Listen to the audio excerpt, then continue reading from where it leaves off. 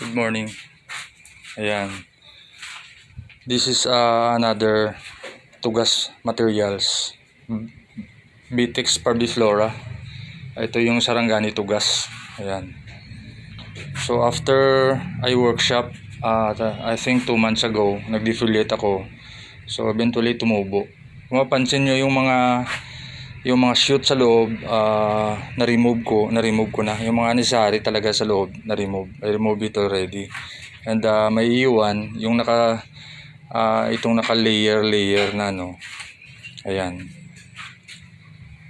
So halos na kumpleto na natin yung mga branches niya. The design is pwede siya for now, pwede siya semi-cascade.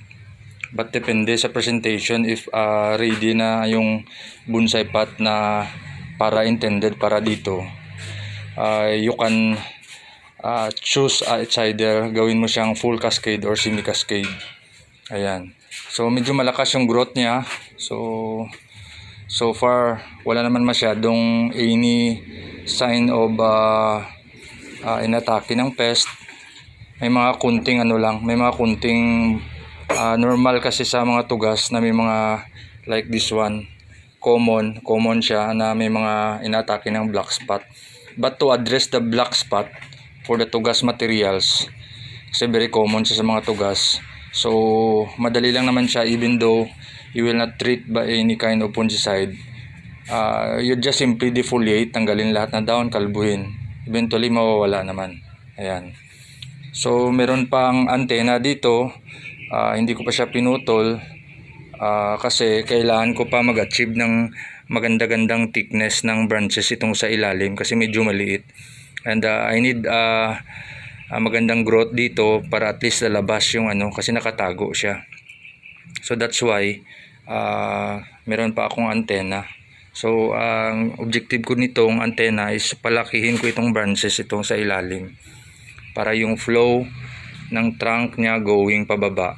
So we'll make sure na malaki ito para maganda yung balance niya. Ayan. So far isang magandang materialis. I think since na naging material ito dumating dito sa garden ko, that was 2019. So almost 4 years.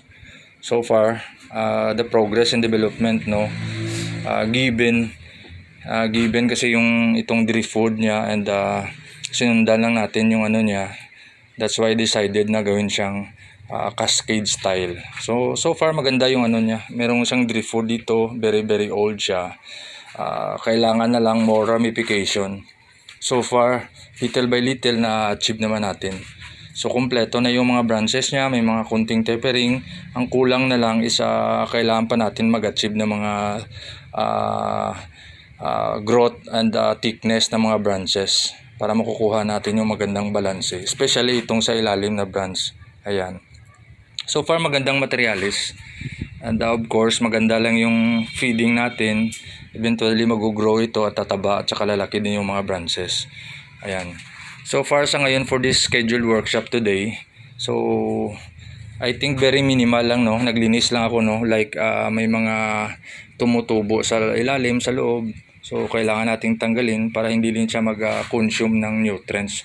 Nutrients will be focused on the mga major branches na iiwan natin. Ayan. Kasi itong tugas malakas itong tumubo ng mga branches kahit na walang nodes, may mga tumutubo kahit saan. So you have simply remove it. Ayan. So kunting silip muna natin yung materials. So far maganda naman. Hoping na in the near future mapapaganda pa natin. Ayan.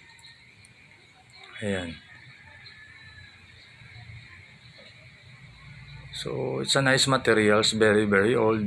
Ayan. The material itself suggested na maganda siya maging cascade kasi actually dito na side almost patay may mga kunting lifeline lang dito. Ayan, kung makikita natin may nag-survive siya na roots dito so kailangan ingatan natin itong roots na ito. Ayan. Kasi very surviving siya, maybe cause of nature, kaya medyo rugged yung niya, itong trunk niya. But so far, tingnan natin the whole, itong plants medyo malusog naman siya So we need lang, kailangan na natin ng i-feed properly. Ayan. So, mamaya, may kunting, siguro magka-cutback muna lang tayo. And let it grow again. So, this is the progress. Na-update ko ito, I think, with a video 3 months ago. Ayan. So, thank you. At least masusundan natin. Thank you po.